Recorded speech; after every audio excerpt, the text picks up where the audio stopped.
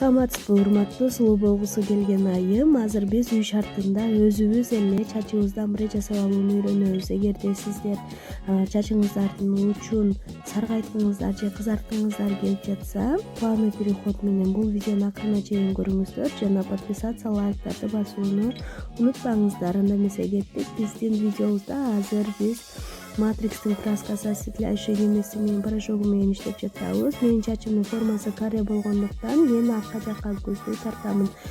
Бул жерде учтарына көбүрөөк массада шулаган аракет кыламын. Ал эми баш жактарынан мына коренин жактарына распределять этип тарап кол менен тарасак да болот. Бирок кол менен эре кыйын болуп жатса, мен перчатка менен иштегенди жаман көрөм.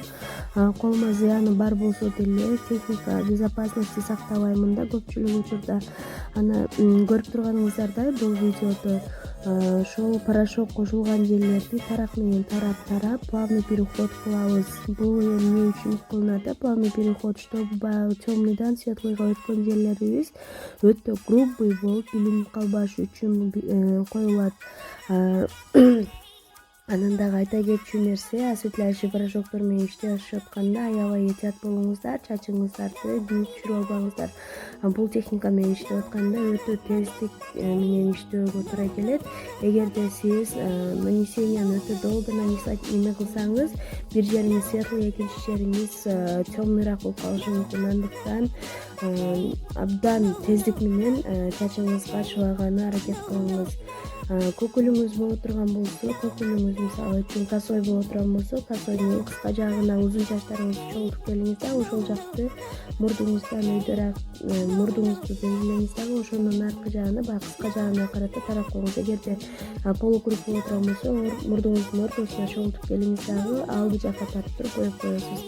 Анда эмесе азыр мен сиздерге көрсөтүп берейин кайсы порошоктор менен 3% оксид менен иштедим жана осветляющий Lightmaster порошогу менен иштедим.